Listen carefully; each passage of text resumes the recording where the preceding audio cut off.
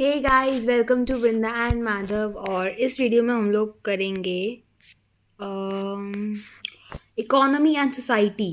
तो अभी हम लोगों ने देखा कि रशिया का एम्पायर कितना एक्सटेंडेड था। पिछली वीडियो में देखा था कि रशिया का जो एम्पायर था पूरा की पूरा वो कितना एक्सटेंडेड था, कौन से प्रेजेंट डे की जो जगह थी कौन कौन सी रशिया के अंदर आती थी। तो अब हम लोग देखेंगे रशिया की उस टाइम इकोनॉमी और सोसाइटी। तो जब मैं इकोनॉमी की बात करूँ तो मैं किस चीज़ की बात कर रही होती, क्योंकि बहुत लोग बहुत कंफ्यूज रहते हैं। व्हाट्स इकोनॉमी यार, इकोनॉमिक्स पढ़ ली, सब कुछ पढ़ लिया, बट इकोनॉमी का मतलब नहीं पता होता। तो इकोनॉमी का मतलब होता है आपकी state of market. State of market की मार्केट का क्या आजकल हाल चल रहा है, ट्रेडिंग, बिजनेस, ये सारी जो मनी मेकिंग चीज़ें होती है ना, इवन लेबरर्स, वर्कर्स, उनकी लाइफ, ये सब भी इकोनॉमी में आ जाती है। Then society. सोसाइटी मतलब कि मेनली आप देख सकते हो कि जैसे फ्रेंच रेवोल्यूशन में देखा कि कितने स्टेट्स थे और वो सब उस टाइप की चीज़ें सोसाइटी में आ जाती है कि कैसे कैसे सोसाइटी स्ट्रक्चर्ड थी, किन लोगों के ज़्यादा बोलबाला था, किन लोगों का कम बोलबाला था, इस टाइप से।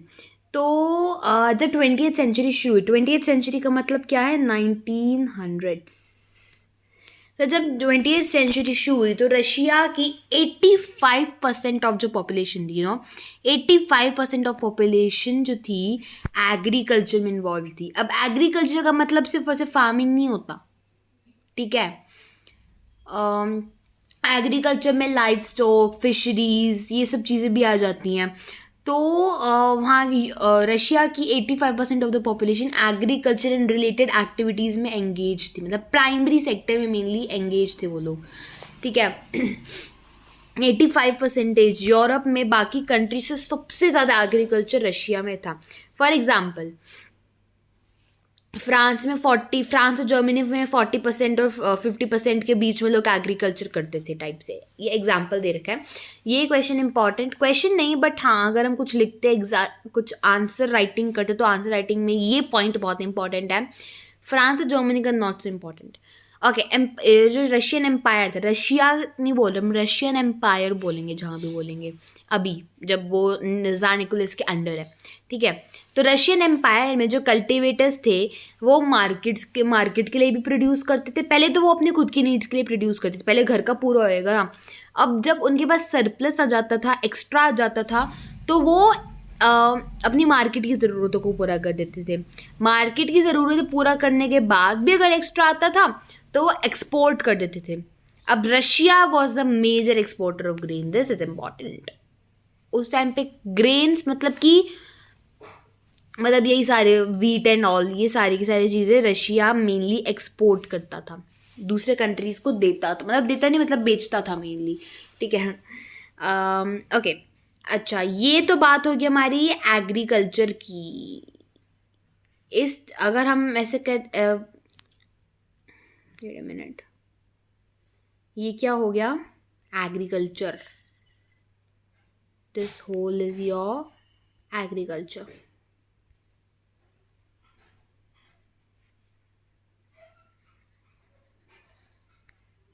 पार्डन माई राइटिंग अगेन, बार बार बोलती हूँ। एनीवेज, अच्छा, अब आते हैं इंडस्ट्रीज। इंडस्ट्री क्या थी, इंडस्ट्रीज पॉकेट्स में थी, मतलब उस टाइम ना इंडस्ट्रियलाइजेशन ज़्यादा कुछ हुआ नहीं था। थोड़ी थोड़ी थोड़ी थोड़ी इंडस्ट्रीज आते, पॉकेट्स में हैंडफुल ऑफ इंडस्ट्रीज थी सिर्फ। प्रोमिनेंट जो मेन इंडस्ट्रियल एरियाज थे, वेरी इंपॉर्टेंट, कौन से मेन इंडस्ट्रियल एरियाज थे, सेंट पीटर्सबर्ग एंड मॉस्को। ये दो शहर थे जहाँ पे सबसे ज़्यादा इंडस्ट्रीज देखी जाती थी। बाकी जगहों पे इंडस्ट्रीज या तो होती थी बहुत स्मॉल स्केल होती थी, ठीक है। क्राफ्ट्समैन मतलब कि जो हाथ से काम करते हैं, मच ऑफ द प्रोडक्शन जो था क्राफ्ट्समैन करते थे, लेकिन उनकी क्राफ्ट वर्कशॉप्स के साथ साथ बड़ी बड़ी फैक्ट्रीज भी थी। बहुत सी फैक्ट्रीज 1890s में आई थी। पता है, जब रशिया में ना रेलवे नेटवर्क बनाया गया, तो आप सामान को इधर से उधर इजीली ट्रांसपोर्ट कर सकते हो। फॉरेन इन्वेस्टमेंट, मतलब दूसरी कंट्रीज़ ने भी आकर रशिया में इन्वेस्ट करना शुरू कर दिया पैसा। तो इससे वहाँ की जो फैक्ट्रीज थी वो सेटअप हुई, वो एक्सपैंड भी हुई। अब इस चीज़ की वजह से क्या हुआ, कोल का प्रोडक्शन डबल हुआ। मान लो पहले अगर मान लो 50 किलो कोल आता था तो वो अब 100 किलो कोयला प्रोड्यूस होने लग गया। आयरन और स्टील का आउटपुट 4 टाइम्स क्वाड्रिपल्ड, मतलब कि 4 टाइम्स। अब 1900 अब अभी हमने 1890s की बात की, 1900 तक कुछ जो फैक्ट्री वर्कर्स थे और क्राफ्ट्समैन थे इक्वल थे। पहले क्या था, पहले क्राफ्ट्समैन ज़्यादा थे, फैक्ट्री वर्कर्स कम थे। 1900 आते आते कुछ एरियाज में फैक्ट्री वर्कर्स क्राफ्ट्समैन के इक्वल हो गए थे। ठीक है। अच्छा, मोस्ट ऑफ जो इंडस्ट्रीज थी, इंडस्ट्रियलिस्ट की प्राइवेट प्रॉपर्टी थी। गवर्नमेंट बड़ी बड़ी फैक्ट्रीज को सुपरवाइज करती थी, वहाँ पे देखती थी वहाँ पे क्या हो रहा है, ताकि सबसे कम से कम वेजेस मिल सके, लिमिटेड आवर्स ऑफ वर्क के। लेकिन जो फैक्ट्री के जो इंस्पेक्टर्स थे वो तो भाई रूल्स को तोड़ते थे, could not prevent rules being broken, मतलब वो रूल्स तोड़ देते थे। क्राफ्ट यूनिट्स में और छोटी छोटी वर्कशॉप्स में कभी कभी वर्किंग डे 15 घंटे का भी होता था।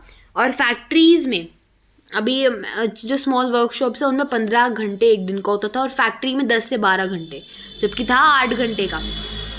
अकोमोडेशन मतलब कि रहने की जगह, किन्हीं को रूम दे देते थे, किन्हीं को डर्मिटोरी ये चीज़ें होती हैं जब सारे लोग इकट्ठे ऐसे सो रहे होते हैं, इसको डर्मिटोरी को या डर्मिटरी को जो भी कह रहे हैं। ठीक है।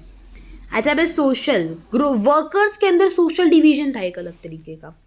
वर्कर्स के अंदर भी एक सोशल ग्रुप था।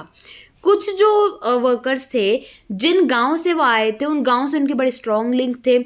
ठीक है, तो वो इधर उधर जाते वाते रहते थे। और जो बाकी वर्कर्स थे वो परमानेंटली सिटीज़ में ही सेटल हो गए थे। वर्कर्स को किन के बेसिस पे डिवाइड किया जाता है, पैसों के बेसिस पे, स्किल के बेसिस पे, कि वो किस चीज़ का वर्कर है। जैसे मेटल वर्कर है, मेटल वर्कर जो होते हैं ना, जो आयरन स्टील वगैरह ये सब चीज़ें करते हैं, तो उनके अंदर ज़्यादा स्किल होती है, उनको पैसे भी ज़्यादा मिलते हैं अल्टीमेटली। ठीक है। अब जो बाकी वर्कर्स हैं उनको कम लेबर फोर्स वगैरह होता है। तो एक मेटल वर्कर था सेंट पीटर्सबर्ग का, वो बताता था कि मेटल वर्कर्स अपने आप को अरिस्टोक्रेट समझ रहे, मतलब वर्कर्स अपने आप को अरिस्टोक्रेट समझ रहे थे। ठीक है, क्योंकि उनके ऑक्यूपेशन में ज़्यादा ट्रेनिंग चाहिए थी। ऑफकोर्स आप अगर एक मेटल का कुछ बना रहे हो तो एज़ कम्पेरेटिवली आप कपड़ा कुछ बना रहे हो तो उसमें मेटल वाली चीज़ में ज़्यादा स्किल चाहिए होगी, आपको ज़्यादा ट्रेनिंग चाहिए होगी, ज़्यादा एक्सपीरियंस चाहिए होगा। ठीक है। अच्छा, अब औरतें कितनी होती थी 1914 तक? 31% ऑफ फैक्ट्री लेबर में औरतें थी, लेकिन उनको आदमियों से कम पेमेंट मिलती थी। काम उनसे इक्वल करवाए जाते लेकिन उनको पेमेंट कम मिलती थी।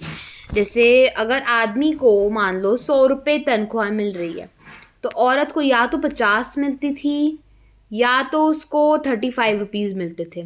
अब देखो कितना डिफरेंस है, ये मेल का ये फीमेल का। अब वर्कर्स के अंदर जो डिवीजन था, मेटल वर्कर्स और स्टीम वर्कर्स ये सब, उनके बीच का जो डिवीजन था वो ड्रेस और मैनर्स में, उनके एटिकेट्स में दिखता था। कुछ वर्कर्स जो थे उन्होंने अपनी एसोसिएशंस बना ली थी, यूनियंस बना ली थी, ताकि जो उनके अंदर के जो मेंबर्स हैं, उनके एसोसिएशन के अंदर जो मेंबर्स हैं, अगर अनएम्प्लॉयमेंट आ जाए, क्योंकि वो टाइम बहुत अनस्टेबल था। ठीक है, अगर अनएम्प्लॉयमेंट आ जाए, फाइनेंशियल क्राइसिस आ जाए, तो उनको फंडिंग देके, उनको पैसे वगैरह देके उनको हेल्प कर सके। लेकिन प्रॉब्लम क्या थी, एसोसिएशंस कम थी। एसोसिएशंस बनाए लेकिन एसोसिएशंस ही कम थी ना। अब डिविजन्स के अलावा वर्कर्स इकट्ठे मिलके स्ट्राइक भी करते थे। जब डिसमिसल मतलब कि जब आपको नौकरी से, पता वहाँ के जो इंडस्ट्रियलिस्ट वगैरह थे ना, वो ना वर्कर्स को कभी भी कहते थे कि चलो भाई अब तुम्हारा काम ख़त्म, अब हमें तुम्हारा कोई काम नहीं है, तो तुम लोग को हम डिसमिस कर, तुम लोग को हम फायर कर रहे हैं मेनली। तो इन डिविजन्स के अलावा भी जब डिसमिसल, उनको फायर बिना किसी बात की फायर कर देते थे, या फिर वर्क कंडीशंस बुरी होती थी, तब वर्कर्स के अंदर डिविजन्स थी।